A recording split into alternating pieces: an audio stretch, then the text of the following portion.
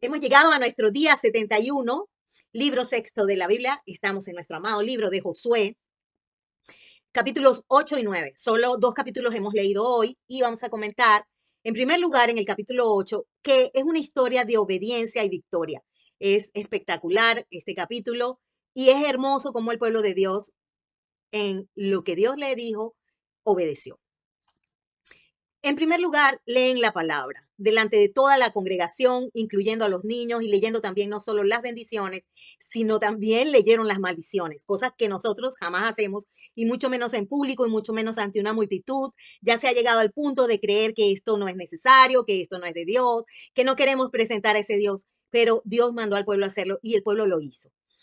Nosotros debemos plantearnos y observar y meditar en esta realidad en la que nosotros hemos incurrido. ¿Cuáles son los argumentos que nosotros usamos para rebatir si esto está bien o está mal? Si es Dios el que lo manda y Dios quiere nuestro bien y nos ha salvado, ha muerto por nosotros en la cruz del Calvario, ¿por qué nosotros no lo obedecemos?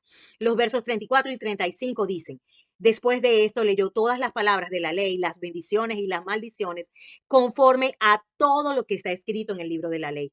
No hubo palabra alguna de todo cuanto mandó Moisés que Josué no hiciese leer delante de toda la congregación de Israel y de las mujeres, de los niños y de los extranjeros que moraban entre ellos. El versículo 9 del capítulo 4 de Deuteronomio dice, por tanto, guárdate y guarda tu alma con diligencia para que no te olvides de las cosas que tus ojos han visto, ni se aparten de tu corazón todos los días de tu vida, antes bien las enseñarás a tus hijos y a los hijos de tus hijos. Esdras 7:25 dice, y tú, Esdras, conforme a la sabiduría que tienes de Dios, pon jueces y gobernadores que gobiernen a todo el pueblo que está al otro lado del río, a todos los que conocen las leyes de tu Dios, y al que no las conoce, las enseñarás.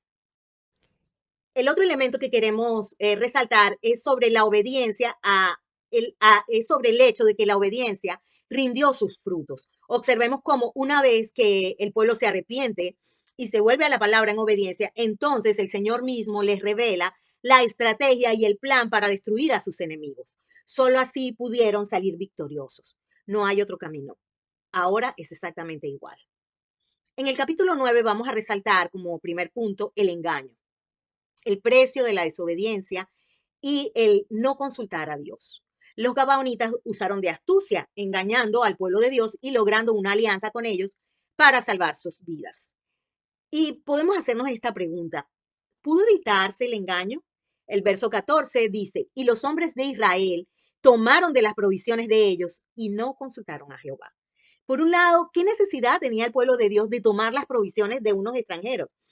No era algo que Dios les había mandado. Y en segundo lugar, nunca consultaron la palabra de Dios sobre este tema. Por lo tanto, cayeron en pecado. Meditemos también el hecho de que los gabaonitas fueron absolutamente astutos. Tuvieron temor de perder su vida, lo cual humanamente no es criticable, no es cuestionable. Podríamos hasta decir, bueno, pero no juzguemos. Pero en realidad, si bien es cierto que esto era aceptable, los gabaonitas, observemos que ellos sabían del cumplimiento de la palabra del Señor y la demostración del poder de Dios. Pero a diferencia de Raab la ramera, y hagamos una contraposición entre ellos dos, los gabaonitas lo que hicieron no lo hicieron por temor de Dios como Raab. Ellos usaron argucias humanas y fingieron, no por salvarse, sino fingieron porque se aliaron con la mentira. ¿Es esto valioso a los ojos de Dios? ¿O más bien el padre de la mentira es Satanás?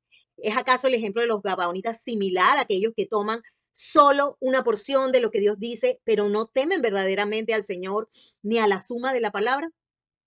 Mateo 3, 7 al 8 dice, al ver él que muchos de los fariseos y de los saduceos venían a su bautismo, les decía, generación de víboras, ¿quién les enseñó a huir de la ira venidera?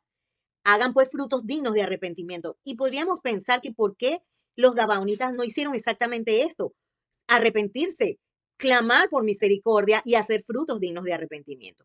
Observemos que finalmente ellos se convirtieron en esclavos y podríamos concluir que es esto lo que le sucede a todos aquellos pueblos que con astucias humanas se alían con la mentira en lugar de temer a Dios. Job 5:13 dice que él prende a los sabios en la astucia de ellos y frustra los designios de los perversos. El Salmo 119, 118 dice, hollaste a todos los que se desvían de tus estatutos, porque su astucia es falsedad.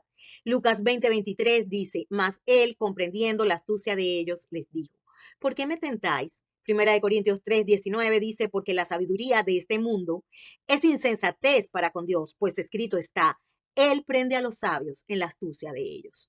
Y segunda de Corintios 4:2, antes bien renunciamos al oculto. Y esto es lo que nosotros sí tenemos que hacer, renunciar al oculto, renunciar a lo vergonzoso, no andar con astucia, no adulterar la palabra de Dios, sino por la manifestación de la verdad, debemos recomendarnos a toda conciencia humana delante de Dios.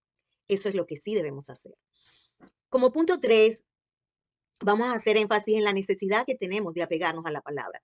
El pueblo de Dios, por un lado, quiso ser misericordioso con los gabaonitas. Eso es loable, pero no consultaron al Señor.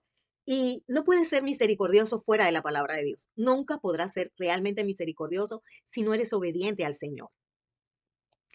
Ya había un decreto dado por Dios que tenían que destruir a todos estos vecinos y ellos no debían contradecir eso. Sepamos que el único antídoto contra la mentira, contra la tentación, contra las astucias satánicas es apegarse a la suma de la palabra. Aprendamos lo que el Señor nos advierte sobre situaciones similares. Aprendamos que Efesios 4:14 dice, para que ya no seamos niños fluctuantes llevados por doquiera de todo viento de doctrina, por estratagema de hombres, por estratagema de gabaonitas, que para engañar emplean con astucia las artimañas del error. Segunda de Corintios 11:13 dice, pero temo que como la serpiente con su astucia engañó a Eva, vuestros sentidos sean de alguna manera extraviados de la sincera fidelidad a Cristo. Y segunda de Corintios 6:14 al 18 dice, no se unan en yugo desigual con los incrédulos, porque ¿qué compañerismo tiene la justicia con la injusticia? Y observemos que ellos se unieron con los gabaonitas en este aspecto. ¿Qué comunión la luz con las tinieblas? ¿Qué concordia Cristo con Belial? ¿Qué parte el creyente con el incrédulo? ¿Qué acuerdo hay entre el templo de Dios y los ídolos? Porque ustedes son el templo del Dios viviente. Como Dios dijo, habitaré y andaré entre ellos y seré su Dios. Y ellos serán mi pueblo. Por lo cual, salgan de en medio de ellos, apártense, dice el Señor, no toquen lo inmundo, y yo los recibiré y seré para ustedes por padre, y ustedes me serán hijos e hijas, dice el Señor Todopoderoso. También debemos considerar, finalmente, para cerrar este punto, que necesitamos temer al Señor, como dice Levíticos 25:17, y no engañe ninguno a su prójimo, sino temed a vuestro Dios, porque yo soy Jehová vuestro Dios. Josué 24:14 dice, ahora pues temed a Jehová y servidle con integridad y en verdad, y quitad de entre vosotros los dioses a los cuales sirvieron vuestros padres al otro lado del río y en Egipto, y servid a Jehová. Primera de Samuel 12:24 dice, solamente temed a Jehová y servidle en verdad con todo vuestro corazón, pues considerad cuán grandes cosas ha hecho por vosotros. Segunda de Reyes 17:39, mas temed a Jehová vuestro Dios y él os librará de mano de todos vuestros enemigos. Primera de Crónicas 16:30 dice, temed en su presencia toda la tierra, el mundo será aún establecido para que no se conmueva. Job 19:29, temed vosotros delante de la espada, porque sobreviene el furor de la espada a causa de las injusticias para que sepáis que hay un juicio. Salmos 34:9, temed vosotros delante del, Salmos 34:9, temed a Jehová vosotros sus santos, pues nada falta a los que le temen. Y Salmos 96:9, adorad a Jehová en la hermosura de la santidad, temed delante de él toda la tierra. Mateo 10:28, y no temáis a los que matan el cuerpo, mas el alma no pueden matar. Temed más bien a aquel que puede destruir el alma y el cuerpo en el infierno. Lucas 12:5, pero os enseñaré a quién debéis temer. Temed a aquel que después de haber quitado la vida tiene poder de echar en el infierno. Sí, os digo, a este temed.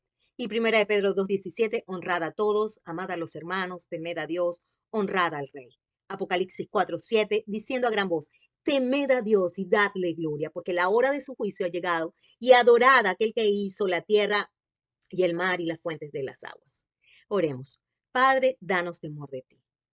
Te lo pedimos en el nombre de Jesús. Tu siervo Mirza Astrid Silva de Rivera, recordando nuestra meta, por favor, no nos apartemos de la lectura y la obediencia a nuestra palabra los 365 días del año. Señor, danos esa obediencia para continuar. Todavía nos faltan 294 días, por eso no podemos desmayar. Aquí te ponemos nuestras redes, si quieres revisar este video o recomendárselo a otras personas, aquí tienes toda la información necesaria. Dios te bendiga.